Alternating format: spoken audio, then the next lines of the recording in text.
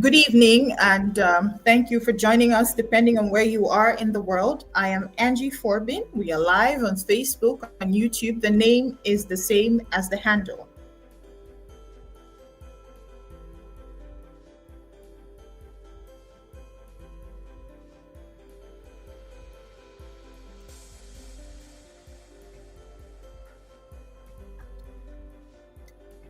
One day after the 48-hour ultimatum given to Paul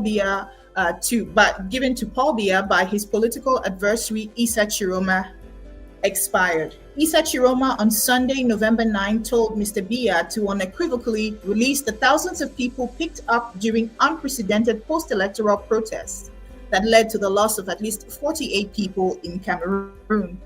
Since then, in what has seemed like a wishy-washy attempt to cool off a very steamy political climate, the country's Minister of Territorial Administration embarked on a nationwide security evaluation tour, beginning with the northern regions, where he announced the release of 73 minors, alleging that they had been instrumentalized by Issa Tchiroma and were under the influence of drugs. In a series of monologues with a harsh tone towards dissidents he's called assailants before an unbelieving group of invitees, it has emerged from Mr. Atanganji's official statements so far that at least 1,100 people were arrested during raids, including women and children. He admits that 13 people were killed in Douala between the 26th and the 28th of October. The transportation minister, on his part, has put a stop to all kinds of repressive security checkpoints, while the country's army chief of staff has extended deployed troops to protest hotbeds by 30 more days, fearing that the protests are not over. However, with a majority of detainees still behind bars and a tone-deaf government that hates to take advice, coupled with Issa Tchiroma's warning of eventual self-defense, no one is certain about what happens next. But the question remains, how did we get here? The simple answer is a heavily rigged presidential election. Elections do not always equal to democracy. However, elections are a test to the potency of a country's institutions, the independence or neutrality of its election organizer, the importance a country attaches to human rights and varying political views. On October 12th, the Biya regime failed the litmus test of organizing a free, fair, transparent, and credible multi-party election, maintaining its well-established reputation of a dubious regime that has consistently drowned the voices of its people expressed in the polls since 1992. Results from a concentration of the 18 divisions of 58 that make up 80% of the voters put Issa Tchiroma at a 53% win, according to tally sheets received from the polls by varied civil society organizations. Issa Tchiroma self-declared winner, while the Constitutional Court, heavily packed with Biya regime loyalists, said Mr. Biya had won. Protests erupted and turned deadly when law enforcement opened fire, with 48 people dying. Inasmuch as this is the stiffest and deadliest post-electoral crisis Mr. Biya has faced since 1992, the Cameroonian electoral tragedy is a well-known scenario across Africa, where illegitimate leaders refuse to relinquish power, even when their people tell them that their time is up and economic indicators speak loudly against them. In fact, one is tempted to opine that elections in Africa are a well-designed masquerade to preserve the longevity of sit-tight leaders. Only recently in the Comoros, deadly protests erupted when President Azali Assoumani was declared winner in a heavily contested presidential election in January of 2024, after he sidestepped a term limit and revised the constitution to allow him to run for a third term. 6 were injured and 1 person died. In neighboring Gabon, after a contested election where Ali Bongo was declared winner in 2023, despite video evidence of massive ballot stuffing in the Haute-Ogooué region, the man was toppled by military coup, and his family today is being tried for embezzlement of $4 trillion. In 2007 in Kenya, over 1,000 people lost their lives during deadly clashes with government forces when Mwai Kibaki was declared winner against Raila Odinga in a disputed election. The commonality of the above examples are that there was rigging, just like in Cameroon on October 12th, Real-time evidence emerged of ballots being stuffed and results being tampered, yet the government paid a deaf ear to the cries of those who expressed the desire for change. Thousands were arrested in massive raids by government forces in different cities of Cameroon. Issa Tchiroma, whose whereabouts at this time are uncertain, gave the government an ultimatum which she has seemingly defied. Meantime, pro-government public opinion leaders have begun to clamor for a dialogue to come out of this gridlock, and there are many questions left to be answered. Joining me as we attempt this exercise tonight is a very politically charged UK-based medical doctor who helps us to understand how electoral rigging and fraud severely negatively impact politics, trade, and economies in Africa. His name is Kenneth Kate. He will be live with us for during 30 minutes, and we'll be discussing the current state of events of Cameroon. I'm Angie Forbin. If you're just joining us, we are live on Facebook and on YouTube, and the name is the same as the handle. Dr. Kate, it's a pleasure having you this evening. It's a pleasure talking to you, Angie. How are you doing? I am hanging in there. I think everybody with the Cameroonian DNA is waiting, is uncertain about what tomorrow, the future holds for Cameroon as it stands at a perilous crossroads. You followed the events over the last month, exactly a month since Cameroonians went to the polls to determine a new president. We've also followed the swearing in. We followed the declarations by the Constitutional Council. I just wanted you to give us your first comments, what you think about the last month in terms of the politics of Cameroon. It's regrettable, but it was predicted. Highly predictable. In fact, I made a Facebook post sometime in August where I more or less predicted this scenario because it's something that anybody who understands the way Cameroon runs, when we all saw what happened at the Constitutional Council with Professor Maurice Kamto, the shenanigans and the blatant disregard for fairness and for the most basic sense of justice created a bad taste in the moral senses of anybody who has a little bit of feeling of what is right and wrong. And I made a post where I predicted that we're going to end up in this conundrum and possibly in something worse. I think that was sometime in August. I circulated this post mainly on pro CPDM and pro PCRN sites. And within a few minutes, Facebook gave me a ban for having violated their community standards. I had to fight for nearly 2 months to be reinstated. And it's quite sad, but this is predictable. And I think we are in for very rough times in the Cameroons, the way I like to call them. We're in for very rough times. You are also a very strong pro-independence activist with regards to the Anglophone crisis that has claimed thousands of lives on the sides of the civilians as well as the troops in Cameroon, but hundreds of thousands of people have also lost their places of living. And it looks like when we look at the evolution or the devolution of the current post-electoral crisis, doesn't it weirdly remind you of somewhere in 2016 when Anglophones were clamoring for better living conditions, for federalism? Yes, I think it's we're all walking along the same paths, and similar outcomes are usually the result of similar steps. It's rather sad that we have at the helm of Cameroon an autistic France-African regime that has been there since the mid-50s. For those who are aware of the history of the two Cameroons, you would have noticed that in the southern Cameroons, you really had a true democracy. Sadly, the history of the southern Cameroons is not well taught. But in French Cameroon, You've never really had democracy. In fact, if we look at the memoirs of one of the high commissioners, one of the French high commissioners, I'm trying to get his name. I think the last French high commissioner before independence was, or the fake independence was granted to French Cameroon, he mentioned clearly how they were stuffing ballots in Gagra in order to get Ahidjo elected into the French Cameroon parliament. So the issue of stuffing ballots, the issue of terrible elections, there's a long tradition of that.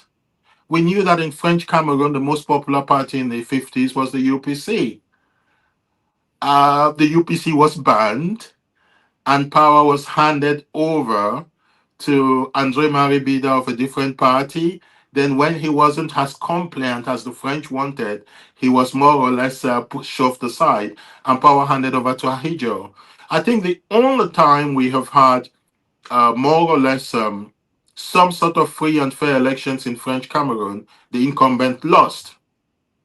We had that in 1992 legislative elections, and I think that got them ready to make sure that the incumbent always wins, with obviously the tragic consequences we see today. It happened to Frundi in 1992. It's allegedly happened to Kamto in 2018, even though we don't have has much solid evidence like what we've got for Chiroma today, and it's happened to Chiroma now. And the Yes, you are international quite right. community, Yeah. you spoke of a French official, Mhm. and I'm His name thinking was Pierre immediately of Mesmer. oh, Yes. Mesmer. Okay, Yes. but also I wanted to discuss the role played by the international community. Many of these countries, including Cameroon, have had to cave into Western pressure so that they Mhm. qualify for aid, for financial aid, because they still go begging these international organizations, but also Bretton Woods institutions as well as the allies. Mhm. Why do you think that they have been so timid in holding these leaders accountable so that the will of Uh, the people is fully expressed and comes to fruition? for a couple of reasons. One, give credit to who credit is due. The BR regime, it's not only terrible and malevolent, but it's got a sort of a demonic intelligence. I'll give you an example. In 2011, I was working as a registrar in one of the district hospitals somewhere in the southwest of England, just around when BR was campaigning. And I walked into the junior doctor's mess in a hospital in the southwest of England. And lo and behold, I found CPDM campaign material in the junior doctor's mess in a hospital in the southwest of England. It was more or less possibly placed all over different places in the UK by a firm, an international law or PR firm, cleaning up his image. Biya has spent a lot of money cleaning up the image of his government. If I had a little bit of time, I could tell you the exact names of a couple of law firms used in Western countries to clean up the image of the Biya government, of the Biya regime. Go Secondly, ahead. these law firms, they they obstruct any kind of investigation, any kind of significant investigation into the atrocities and what is happening sadly in the Cameroons. Thirdly, I think there is also some form of paternalism mixed with some degree of racism. Because for like Chirac said about 20 something years ago, that democracy is a luxury for Africans. And there is some sort of paternalism in some places in power, in some places in the higher echelons of the Western governments, where people prioritize stability in quotes rather than good governance and democracy that will deliver the basic of what a 21st century human should have as a right. He should not fight and die for sanitation, electricity, water, light, the sort of thing that BR government completely fails to deliver. And the fourth point Do I would you make think? about, Mhm. yeah, Go ahead. Go the ahead. fourth point I would make about the neglect of what is really happening in Cameroon is the silence of Biya. He hardly speaks. He hardly speaks, and a man who doesn't speak more or less doesn't exist. Yes, we do know he exists because we see his evil deeds, and we see the fruit of his governance in both the Southern Cameroons and French Cameroon. We see the fruit of his governance, but he hardly speaks. Um, the fifth point I would make about why this is neglected. I remember in one meeting, I met a Cameroonian student who was doing a PhD in both international relations and economics. And he was telling us about the priority of the powers that be in the West. They consider Paul Biya a darling. He's highly indebting his country. He's taking debts at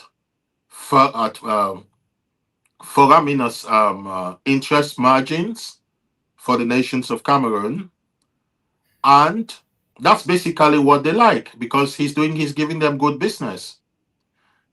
So why do his supporters call him a Pan-Africanist and claim that he's breaking away from French or Western powers' grip when he's said to be the best French student? Why is that It's false it's narrative? it's, add, it's adding insult to injury.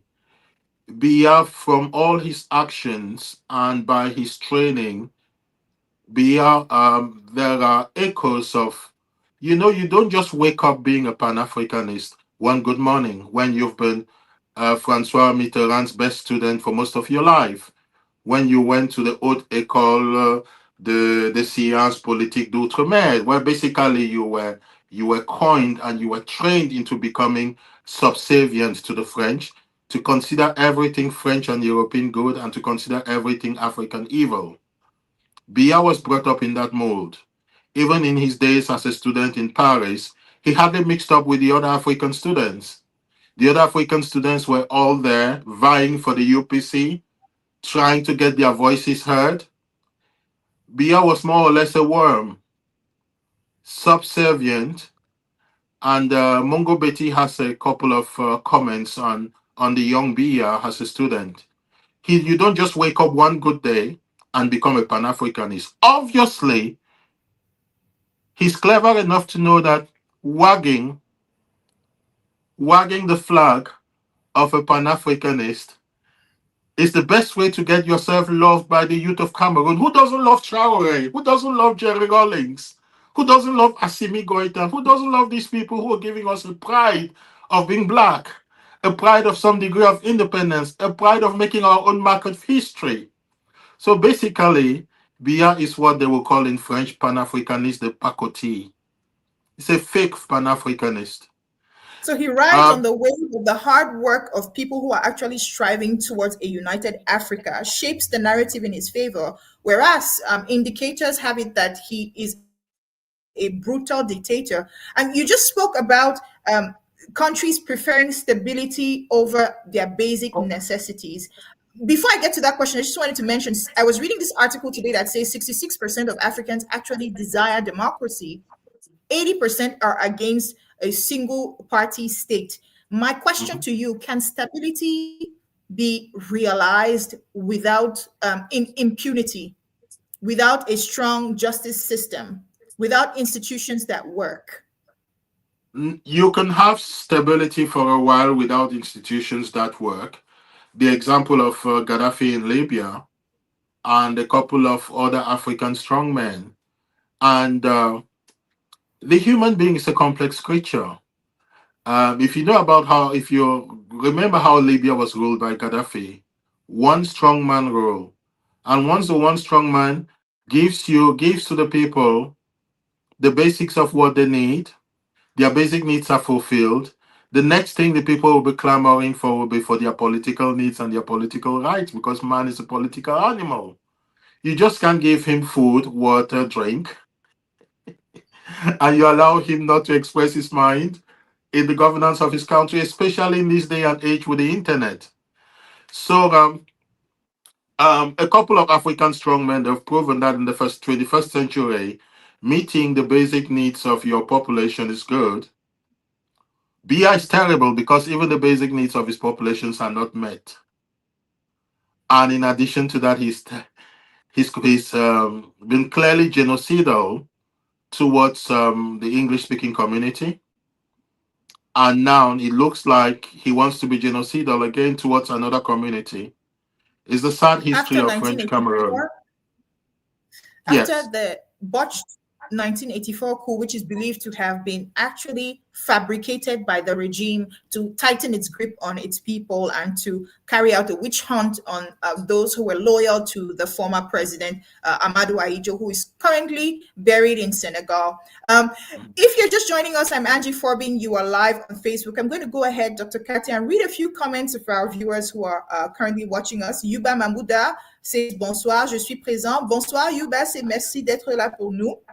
Joseph Foto, hi Angie. Hello Joseph, thank you so much for watching us. Ousmane Mahamat, hi, bonsoir, merci d'être là. Blaise, Lemnu, how are you doing? I'm doing excellent this evening. Jules Romeo Momo, bonsoir Angie, ravi de te suivre. Thank you so much for watching us as well. Fred Leslie, and everybody else who has joined us. Meme Central 237, we appreciate your presence here. After the 48-hour ultimatum of Issa Tchiroma to Paul Biya, telling him to release all of the prisoners arrested, every protester arrested, what happened the following day was what I call a firefighting mission to the different regions of the country in what he termed the security evaluation meeting. But we've seen him preach like a pastor peace and also say that 73 prisoners have been detainees have been released so far who are minors. And he says that they were under the influence of heavy drugs. He calls Issa Tchiroma an unserious politician who, fomented an insurrection or planned an insurrection by drugging young people who had nothing to do with the electoral process, to go down into the streets and break, loot, destroy. And he says that the country's government forces in legitimate defense and under heavy, serious professionalism opened fire, shot what he called protesters assailants, killed and wounded and injured several people. I'm going to make you follow this soundbite, this excerpt, and then we're going to come back and have a conversation about that. Any form of disorder. For we all know when it starts, but we can never tell when it shall end. Coming from the Northwest region, we have tested the bitterness of disorder. And it's important for us to tell the nation that no one should accept disorder. The population of the Far North region have tested the bitterness of Boko Haram insurgency. The population of the Southwest region have also tested the bitterness of disorder. So it's very, very important, and that is the most important message coming from President Paul, that the presidential election is over. We should look at the future. We should give President Paul Biya a total and unflinching support. He knows this country better than any one of us, and he needs our support so that Cameroon should remain a great nation. That's why we have in all the communities avoid hate speech and all forms of tribalism.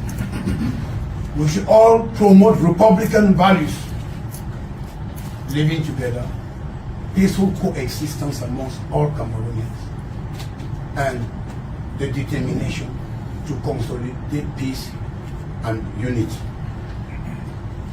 Mr. Governor, that said, I think it's important for us now to continue our deliberations so that the press can give us some time. Thank you. We're back. I'm Angie Forbin. We are live on Facebook and on YouTube. The name is the same as the handle. My guest this evening, Dr. Kenneth Kate, joining us from the United Kingdom. Doctor, do you have any comments to make about the tone of the Interior Minister, who is on a firefighting mission to create more social cohesion and appease Cameroonians after a heavily contested presidential election that gave way to deadly clashes that claimed the lives of 48 people? The first thing I would say is Mr. Tanganji, I think putting a Mr. in front of his name, is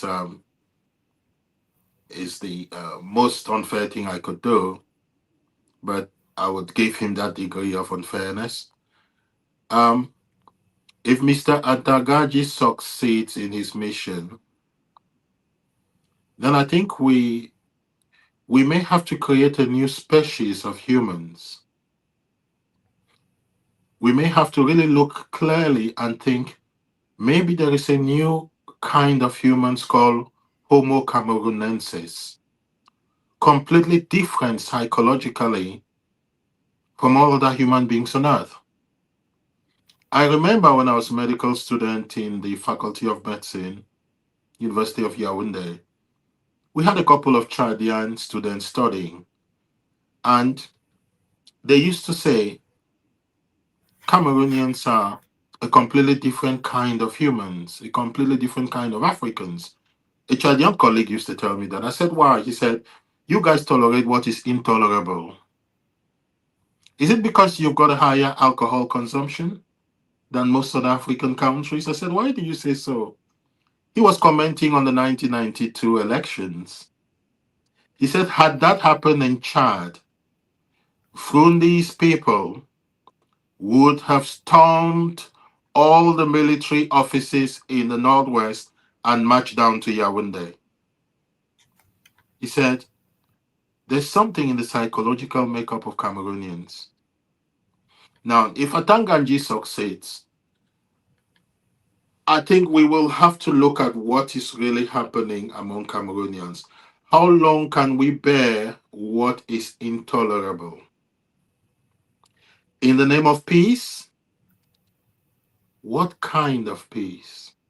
What of the blood of the 40-something identified people shot by the police and the military, but mainly the police? We know where most of those police officers come from. We know their names. We know their families. Some of these protesters were shot in the back. They were running. Now, if we read the history of Cameroon, especially we look at books like Gaullist Africa by, I think, Richard Joseph, Cameroun, La Guerre Cachée, Aux origines de la France-Afrique, and also La Guerre du Cameroun, and a lot of other books that have dealt with Cameroonian history, the sad and tragic history of the Cameroons, countries with so much potential. This Cameroon was supposed to be a middle-income country from the early 80s, competing with Singapore, Malaysia, and the other Asian tigers. A sad history, very, very sad. A country where its populations have been programmed to have a complete disregard for human life. What is human life compared to a burnt truck? What is human life compared to a burnt building? We can build them again. Don't we see the way in civilized countries the police handle protest? Atangaji mentions the people who were killed as if they were flies. By goodness, they are human beings made in the image of God. They've got families mourning them. Obviously, they had every reason to go to the streets and protest peacefully. And even if they were not that peaceful, cars can be bought again, buildings can be reconstructed. But human lives, you're gone and you're gone forever. I think something happened in French Cameroon. it psychologically programmed our Francophone brothers, and most of us, even the Anglophone Cameroonians, to have a complete disregard for human lives, the lives of our own brothers and sisters, the lives of our own children. We see it in our hospitals, and now we see it in our politics. But what about a country like Kenya in 2007, 2008 clash when Mwai Kibaki was declared winner? Yeah. When and Raila Odinga supporters stormed the streets because the election was considered rigged, was rigged. What about the Comoran president? What It, about the opposition leader in Kazakhstan in 2005 who was murdered so that he could not revindicate his victory? The question I uh, have to you is, you yes. are a medical doctor. These Mhm. dictators, is their DNA the same as the regular man's DNA? Generally the same, but at times we use DNA in a philosophical sense and not a medical or scientific sense. In a philosophical sense, no, they don't have the same DNA as the rest of us. In a scientific sense, yes. I think that the times I've done a little bit of reading, and at times I've done a little bit of reflection and stuff like that. Is it something that has to do with colonialism as a whole? There could be some partial truth in it because colonized people suffer from a certain syndrome. Even after the colonists are gone, those who take over to rule them just change the clothes and behave black on black colonialism in sub Saharan Africa.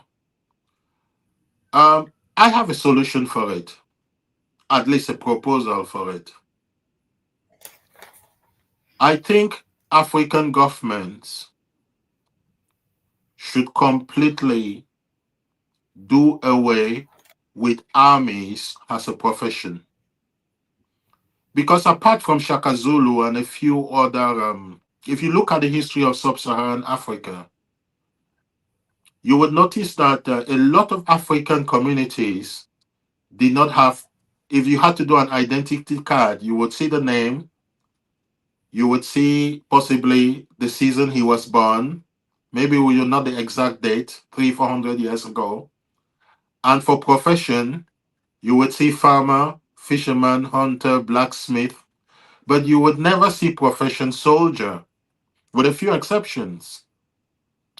Why did sub-Saharan African countries not have profession soldier? Because nobody took as a job to be trained to kill another person. If you had a war between village A and village B, or tribe A or tribe B, if they tried to settle their differences under the tree and it didn't work, all the men of fighting age from one village or from one tribe, they will attack all the men of fighting age of the other tribe. And most wars in sub-Saharan Africa hardly lasted more than 2 to 3 weeks. You could read about this in a book published by Albert Schweitzer, Nobel Prize winner. It's called On the Edge of the Primeval Forest. This was what he was gleaning about the philosophy of sub-Saharan Africans and what Europeans could learn from them. Wars in Africa. So he was interacting with the chiefs during the First World War, and the African chiefs were saying, how long have you guys been fighting now? He said 2 years. He said, you guys must be mad. You guys must be wicked. You should be very wicked. To go on fighting and killing for 2 years, all that bloodshed, how would the land be cleansed? I think if African countries they adopt the same But instead philosophy. of that, they use Well, African 1 minute, I'm colonies to coming, I'm fight their coming, I'm world coming to, wars, like yeah, the war in Sanakam, World War One, the Battle of Sanakam, for exactly. instance, where Cameroonians were made to fight in the Mamfe area. Yeah. Yes, I'm just saying that I'll come back to the point you're saying. Let me go straight to the point. Meaning, African countries should adopt the same philosophy as the Sahel of Israel, where every citizen has military training and is either in active service or he's a reservist. Because I'll tell you the truth, Angie, the police would not have shot if they knew that all those young men protesting the elections have got military training and they are reservists. nobody would have been killed. I think in the end, that's where we're going to end up because we have adopted the psychology of the colonial police. If you see what was happening in the 50s and 60s with the Force Publique in Congo, in French Congo, in Belgian Congo, the militaries of Africa have been psychologically brought up to protect the regime and to be display utmost violence towards their own people. The songs they sing It's like during a pale training. copy of the colonial states that were left, Exactly. It's where an extension of the colonial police. It's an extension of the colonial police. The only way to get rid of this in the two Cameroons is to get every male of fighting age go through military training and is either in active service or he's a reservist of the armed forces. When you're traveling from Moyuka to Boya and you get stopped by the police, they will say, "Hello, sir. Good morning. How are you? Can I have a look at your car? Can I have a look at your first aid box? Can I have a look at your documents? Thank you. I think your insurance is getting close to expiry. Have you planned when you will extend it? Yes, I've got an appointment in Boya to extend my insurance. Thank you, sir. Don't forget it. Go along because the driver is but I militarily believe trained. Everybody in the car is militarily trained. But I That's the believe way we this was will done end in it. Nigeria at some point where you had a 1 year of military training before you went into the university. After your JAM, I believe, or the A That levels, was the you had start. a year of That was the military start training. of something. But listen, I'm not just saying military training. I've got colleagues here from Armenia because they are surrounded by lots of. I've got colleagues who are doctors, and they've got grades in the army. Everybody should have the discipline of military training and should know how to manipulate weapons, arms. That's the only way we will solve this problem in Africa because the If you're policeman joining will us, know. Yeah, the policeman will If you're know. joining us, Kenneth Kate is here with us. I'm Angie Forbin. We're live on Facebook and on YouTube, and the name is the same as the handle. Coming back to the Interior Minister's declarations of earlier today in the littoral region. He also mentioned no to tribalism and to hate speech, and talked about the president, Paul Biya, knowing the country better than anyone else. How many What do you times make has of those Paul comments? Biya visited? How many times has he been to Lolodorf? How many times has he been to Mokolo? How many times has he even been to Boya? Paul Biya is 92 years old. We know what happens to your brain as you age. We don't want to talk about very humiliating happenings. We all know what's been happening to Paul Biya, and we know that he is more or less a figurehead, and there are other powers behind the throne. Um, Sadly, the very belligerent tone we are used to Atanganji saying this, but I think it sounds hollow. Why do you create conditions for war and then you start blowing peace, peace, peace? If you come and defecate in my living room and hit on my parents with a stick, and I pick up my pistol or my rifle and you say, "Hello, let's make peace, brother." That's the exact same way these guys are doing. They are creating conditions for war. They've won an election and there is so much sadness. Apart from little pockets of people who are rejoicing, and even their joy is fake. They know exactly what they've done. That's no victory. So these sort of words now they sound hollow. Républicain, la paix. Yes, we all want peace, but we want a just peace. There are only two. So, a We question. want a just peace. Yeah, we want justice. You spoke of Chad, a friend from Chad saying that if it had happened, the stolen election of Niger Fundi in 1992 had happened there, it would have been a different story. And I want to remind us of 2021, where there was a shift of power through a military coup that Mhm. saw the killing of the president at the time, Idris Deby, and then his son quickly replaced him in some kind of a transition. He made a promise to the people that he was going to call for a civilian election within 18 months. But what he went and did instead, he did not keep his word. He ran and created a national consensus or dialogue that was packed with loyalists to him and quickly installed himself as president. And so he's still the president of that country, and not really was he a transition leader per se. And all of these different patterns in these countries that I have cited, you can see that the fragility of the institutions are exposed. We see an elections organizer, for instance, in Cameroon, that is filled with Biya loyalists that have their job thanks to the discretion of his pen, right? You see a judiciary that is clearly not impartial because the person at the helm of that institution was in the Politburo or the Central Committee of the CPDM, the ruling CPDM. Of course, the gendarmes, the police, the army chiefs are all people who are kind of seem like they are trained to be loyal to a man and not the institution. So the question of the fragility of institutions, what to you makes these dictators or these leaders to insist on having weak institutions even for posterity? It's greed, because power to them, it's a means of personal enrichment, and it's a means of personal pride and personal enrichment for them and their families. They have very little spirituality, and in this sense, I'm talking of spirituality in a broad sense, which doesn't have much to do with being particularly religious, meaning prioritizing moral and spiritual values to the basic instincts of an animal. I think there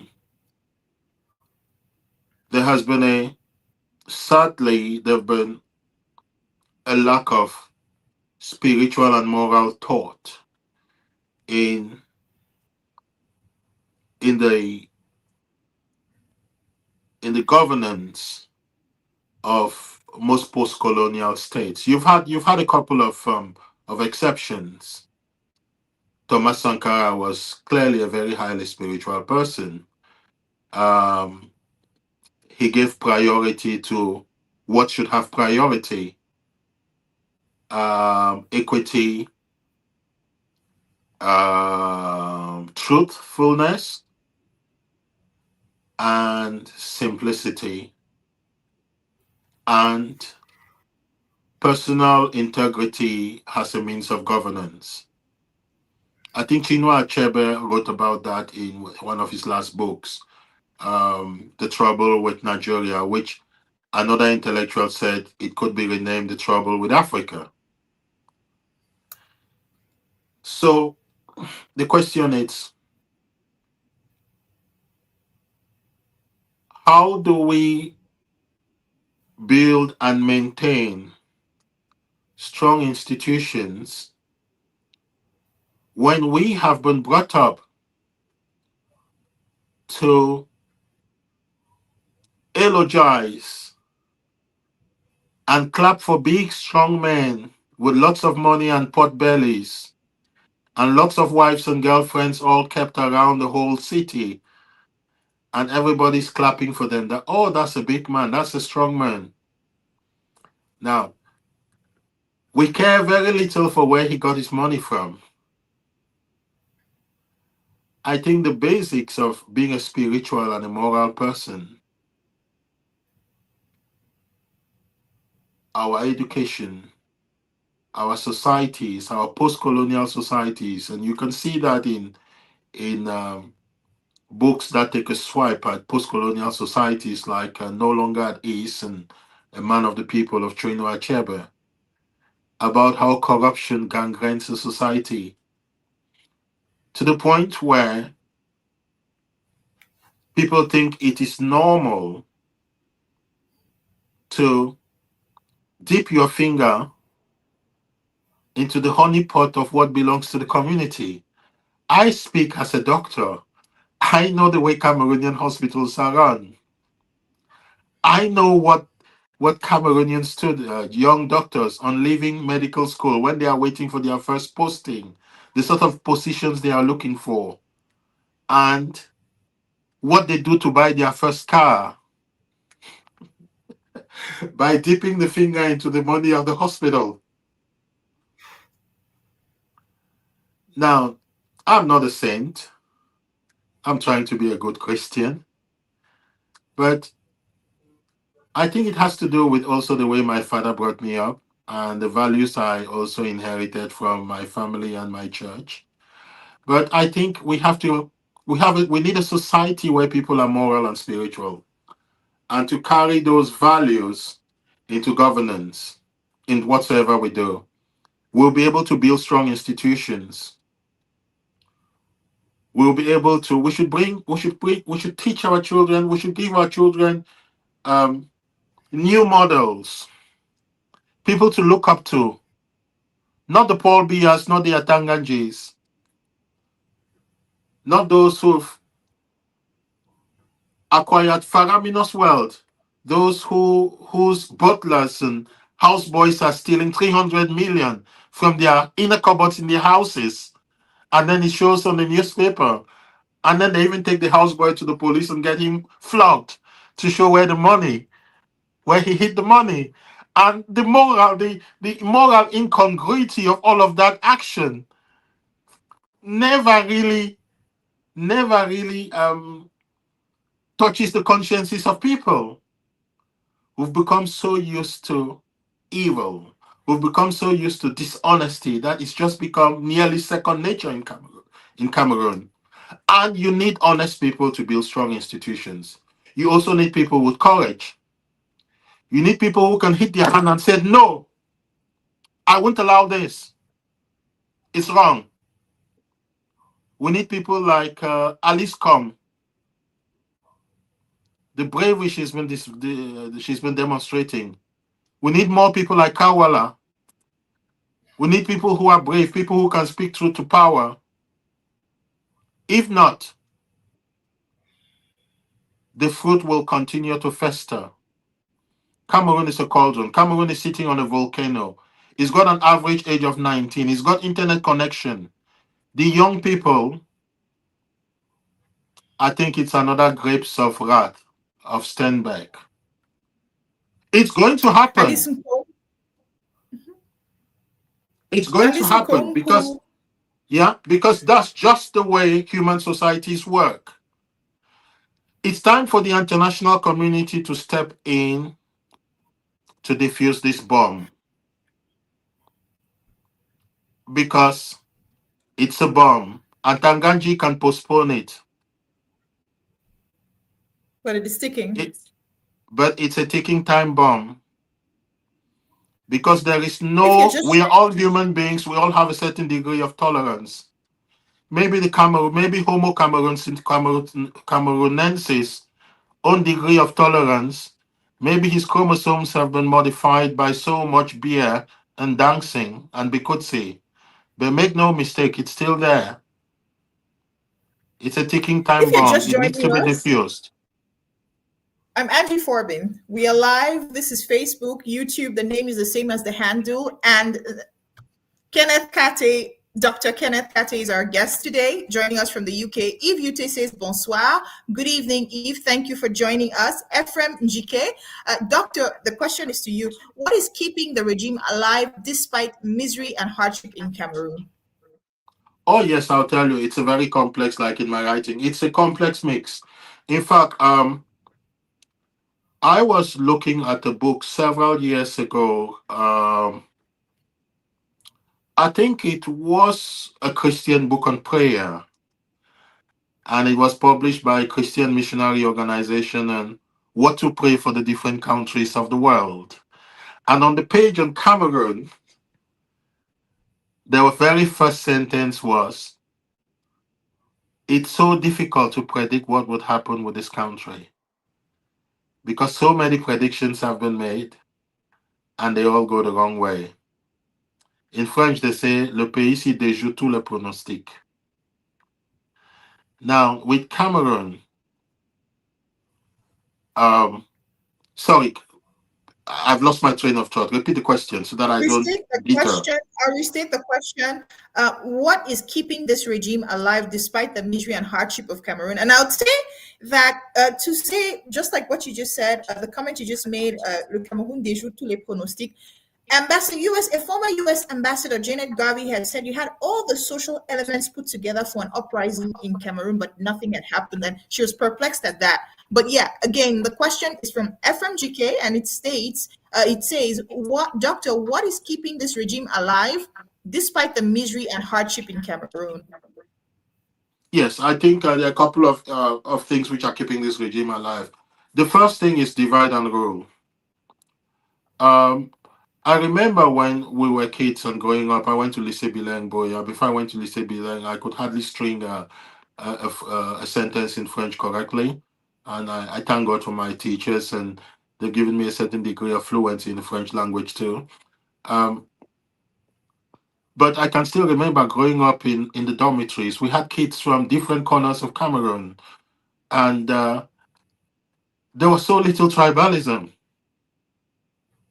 We never even knew. And even today on our different WhatsApp group, we're all in our 40s and 50s now. And the different WhatsApp group, there's still very little tribalism. Yes, we can differ about issues politically, but Bia's regime is a complex mix. There is the issue of tribalism that is as accentuated. At one point, people from the Northwest were called Kam No Go in the Southwest. Can you imagine it? And then you also had Southern Cameroonians of Bamleke or other origin. They ended up forming an 11th province because they were neither accepted by the indigenous Southern Cameroonians nor accepted by their Francophone communities. So Biya's government has fostered tribalism. Secondly, Biya's government has done away with every true form of intellectual critique. And you can never really foment a revolution without some form of intellectual backing to a revolution. There's very little true debate on TV. Yes, you have a little bit of it, but now you have more shouting competitions and on TV and debate, and there's really very little tough. There are areas where that you don't talk about. You don't talk about the president's health. You don't talk a lot about the France Afrique and how what we are really having in Cameroon is just the extension of UC, UNC, CPDM, and it's just the extension of a governance that was set by French colonialists in French Cameroon in the 1950s. People don't talk a lot about that. So we don't people don't have a, people are very short-sighted. They don't understand the history of their own country. And those who understand the history of their own country, they're a little bit worried. They know about what happened. Those who understand what happened in the revolts of the 50s right down to 1970 when NS1J was executed, about the failed uprising. They're worried. And so we prefer some sort of peace. We have all the components for an uprising, but we're divided. We could not even come in. We could not even come together to have a valid opposition candidate. Even though I don't think it would have made a difference, even if you had one opposition candidate, Elecam is programmed and the Conseil Constitutionnel is programmed intellectually, psychologically, and by whiskey and money to make Biya the winner of every election. Even if only 2% of Cameroonians vote Biya in the polls, the Conseil Constitutionnel and Elecam would make him winner. So the question is, how do we get rid of this? So it's very complex. There are, if you look at Atebai in his writings, there is also some sort of a mystical bent with all sorts of strange things happening that I don't want to talk.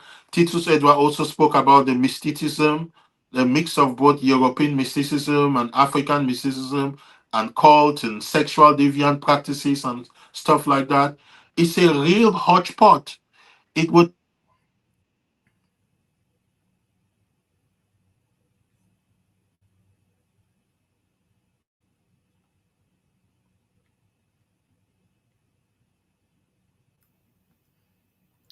Oh, for Dr. Yeah, sorry. I'm Kate just is trying our to. guest Yeah, today, I'm and just for trying. some reason we lost him. Sorry, I'm back. Are you able to see me now? Do you have me Yes, back? I can see you now. Okay, yeah. I So, have you so back. For some reason, yeah, we it's got interrupted on Facebook, but we are still on YouTube, and so that's yeah, you fine. can carry on. Yes, I say it's a complex mix. You've got tribalism, you've got poor intellectual development, you've got absence of true genuine thought, you've got people are programmed from childhood to value material things rather than spiritual things, and I use spiritual things in the non-religious sense of it. And yeah, when you have such a society, you would have what we've got. And the garbage in the streets of Cameroon is just a physical representation of the garbage in the minds and spirits of Cameroonians. Cameroonians would need a huge exorcism, in quotes, not a religious exorcism, but a psychological and historical exorcism. How will that take place? Only they themselves can, only we ourselves can decide. It's um, it's a terrible tragedy. I have another question for you. We've seen the rise to the global stage and to become of authoritarian regimes like China and Russia to become key players at the international stage. Do you think that this is emboldening African dictators? Um, The yes fact that they and don't really no. care about, I mean, look at Russia congratulating, for instance, the president on his election, while Western allies clearly were distancing themselves, congratulating him exclusively for his inaugural or his swearing in, and expressing concern about post-electoral violence and an electoral process that was marred by rigging and fraud or wasn't perceived as a free and fair one. Do you think that authoritarian powers, key global players are contributing to emboldening these sit tight African dictators? Yes, in the sense that, and it's not just sit tight Africa and dictators. Africa, the Cold War had a terrible effect on Africa. In fact, a lot of what happened in the Cameroons and in the Congos, they are just um, victims of a capitalist, an economic and social system that Africans never bought into either of them. Meaning, African societies were not wholly capitalistic, sub Saharan African societies. At the same time, African societies were not communistic. Societies were somewhere in between with a lot of free enterprise allowed. So the Cold War had a modus operandus. If America says A, Russia would say Z, irrespective of the morality. So the simple fact that the Western countries have are distancing themselves. Yes, they've acknowledged the elections without congratulating. They've taken note that elections have taken place and swearing in have taken place, and they've expressed their concerns because I think they've got a degree of moral shame on what's happening. They are not that ignorant. They know what's happening on the ground. They know the extreme poverty. They know the anger in the young people.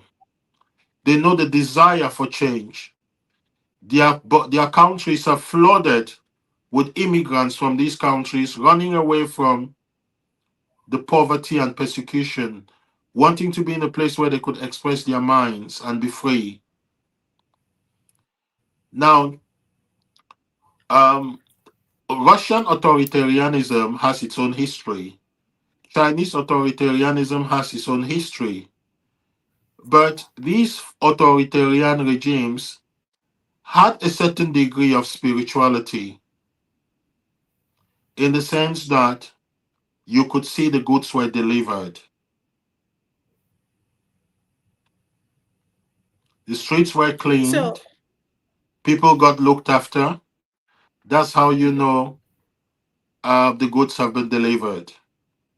Now we are having the worst of both worlds. We are not just the both worlds, we are having the worst of many worlds in Cameroon and parts of sub Saharan Africa. We are having something which is pretending to be democracy, but it's not democratic. It's best if Paul Biya had come and said, "Hello, I am not a Democrat. We're going to organize elections. There's going to be one candidate, and it's going to be me. You all come, you're going to have one vote ballot, and you're obligated to vote for me." When you have but something he which wanted is, that before. He did that before 1992, and he was yes, and that pressured by, yes. you had some degree of stability. That's why when people know that even within the one party system, there was some degree of democracy. Make no mistake, even Tanzania is still one party. The democracy is a very loose word. The Chinese and the North Koreans, they have democracy in their parties and in their names. So it's quite a bit of a loose word. But coming back to the tragedy of the fallout of the Cold War on sub-Saharan African countries and authoritarian regimes. Now, authoritarian regimes can last for a while, and clever authoritarian regimes, once the goods have been delivered, they will start loosening the authority from around the edges and give people some degree of freedom. China started by being very communistic. Now it's a capitalist and communist society at the same time, trying with some degree of capitalism. A lot of things are being made by China. You got a lot of Chinese billionaires around. Yet at the same time, if you are ill in China, you'll be treated for free. If you need education, you'll be educated without paying school fees. So there is some every it's left to every country to come up with its own model. You would see that personally, And the I feel a American lot when democracy people, is being heavily tested. Yeah. yeah, I feel what I find in Cameroon is that we're having the worst of many worlds. We're not having a democracy. We're having a dictatorship. At the same time, we're having multipartism and one party. At the same time, we are having the right to protest and getting shot when we protest. It's And even with the multi-party, it seems as if the government conveniently cherry picks its opponents. It's not comfortable yes, when an opponent emerges as a true threat to their existence. yes, because basically they want to maintain power forever, and So they want to that maintain brings me power to forever. that brings me to, as we wrap this up, that brings me up Yeah, to discuss Issa Chiroma. It's yeah. one day after the 48-hour ultimatum expired. What do you expect to see next? I think Issa Chiroma needs to be different from Bia in that the silence of Bia should not be. We should not also have a silent, legitimate president. Um, it's very clear from the polls that Issa Chiroma is a legitimate president and not a legal president. So we have the clash of legality and legitimacy. And he should have gone ahead and organized his inauguration with he just needed one member of the Cameroonian Bar Association, just one, representing the Law Society of Cameroon. And he could have taken an oath of office. He should have. And secondly, he should be he should maintain his firmness, but at the same time be very different from Bia by being more communicative. Um, I don't really know what is happening in the inner chambers of his government. The worst thing Issa Chimama could do would be try to be another Bia and make another government of 40 something members. At this time, he needs a transition cabinet. And he knows But he's talked of exactly. self-defense. He's also talked of self-defense, talked of the government putting an end to ethnic cleansing, arresting people based off of what they look like, so targeting people based on their features. Mhm. What do you think the implications could be? I mean, with his 24-hour silence, 48 hours after his ultimatum expired. Okay. Do you Has expect a different outcome?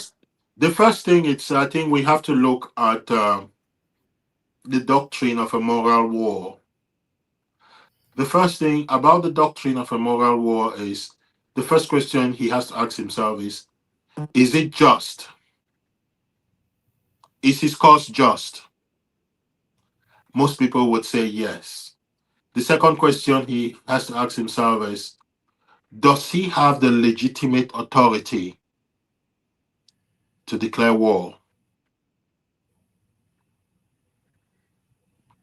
A lot of people would say, yes, he has that legitimate authority from the polls, because it's a question of principle. As sub-Saharan Africans, we should stop being beings of instinct and learn to be beings of principle.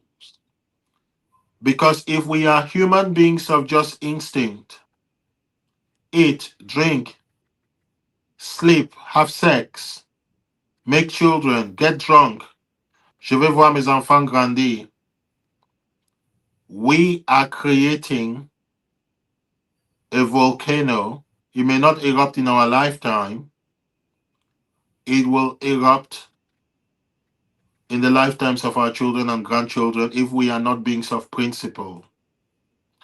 As unprepared as France and the United Kingdom were for war in the 1930s, Germany was much more stronger and much more prepared. But on the grounds of principle, they went to war in defense of Poland. The international community has every reason under the sun, under God and man, to back Issa Chiroma, to say enough is enough with this abnormality in Central Africa. Issa But the Chiroma international has community has rarely ever danced in the favor of a Cameroonian politician contesting election results. I mean, even in that is why 1992, when Ambassador Francis Issa put her foot Chiroma down and needs said, more Mr. Chiroma has ambassadors. let me land. Even in Yes, 1992, when Ambassador Francis Cook put her foot down, exposed the results that were giving Frundi as winner, France did not take this. The French ambassador did not take the same direction, and we know what happened after. yes. The rest is history. Biya remained in power. In 2018, when the elections were contested by Maurice Kamto, the same thing. A very timid response from France that immediately, almost immediately, just recognized the incumbent as president. And a similar scenario. I mean, we've had um, foreign diplomats kind of say in very subtle terms, that they are unsure of what the outcome was, and this man might have a strong claim Mhm, to of victory.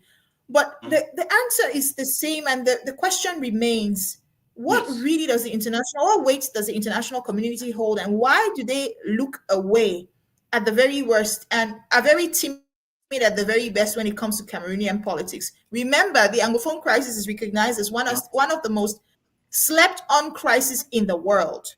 Yeah.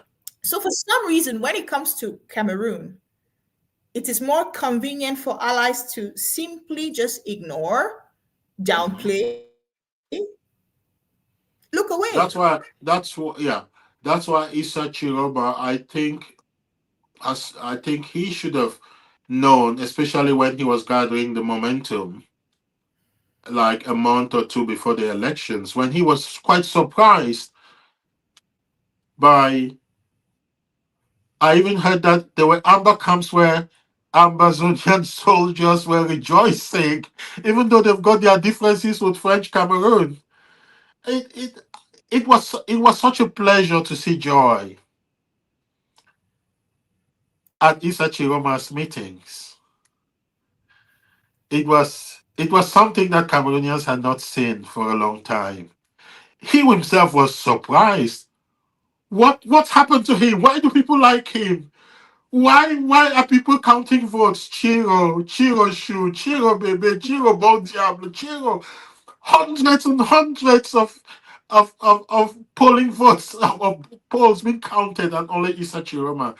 People are fed up with the status quo.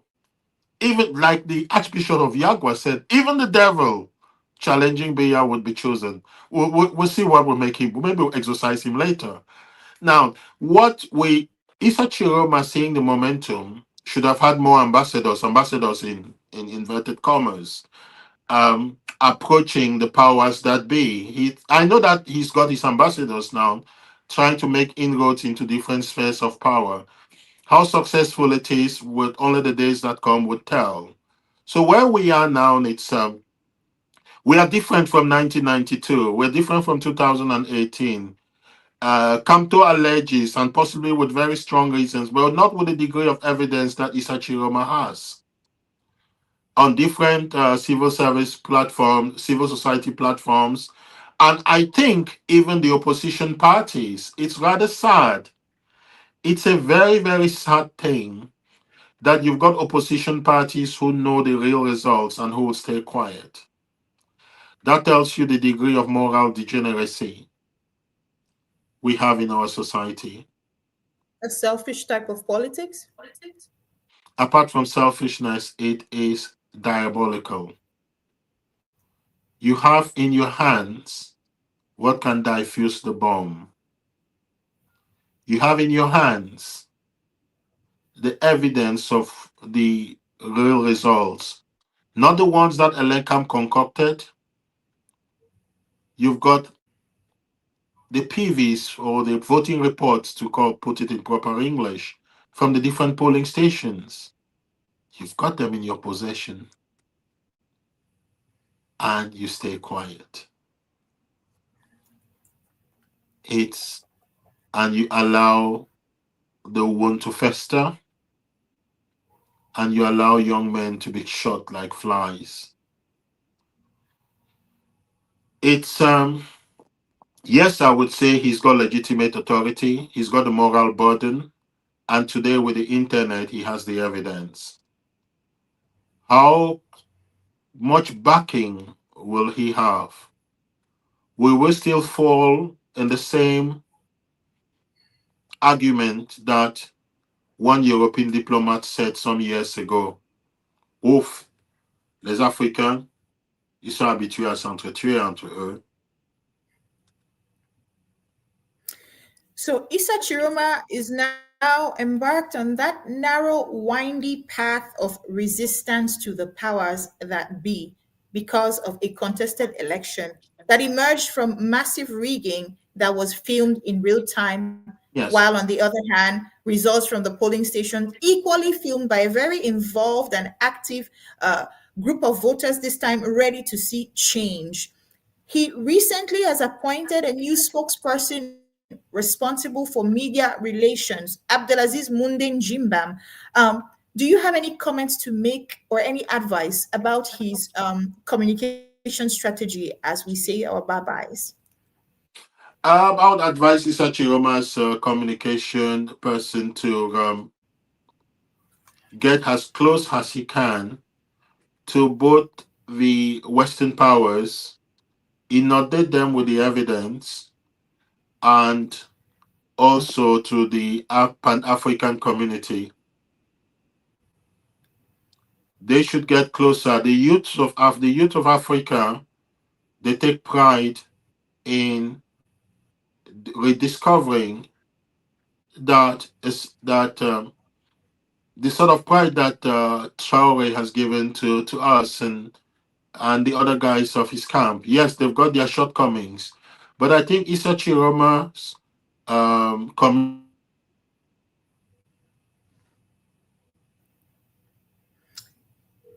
Dr. Kate, if you can hear us, kindly connect with us. It looks like we're having some technical issues from your end. But if you're just joining us, I'm Angie Forbin. We are live. We've been having a conversation for 1 hour and 15 minutes.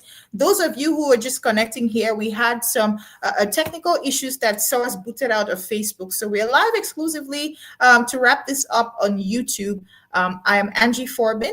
I'm just going to go ahead and read some more comments while he tries to reconnect with us.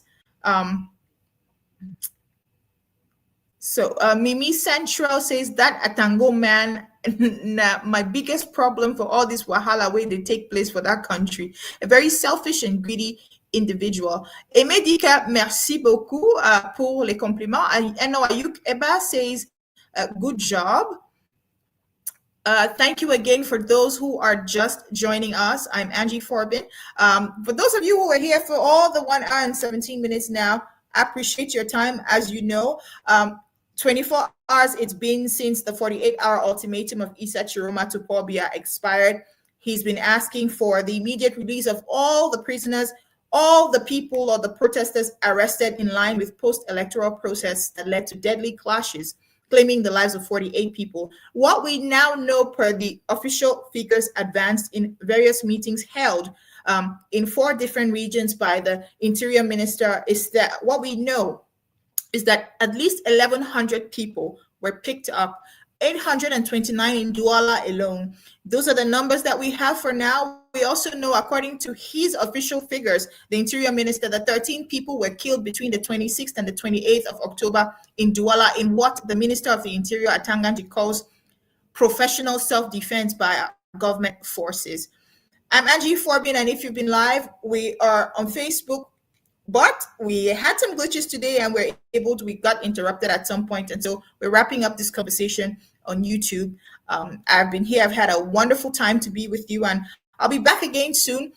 Before we say goodbye, I'm just going to go ahead once more and have your final words. Dr. Kati, you're back with us, and it's a delight.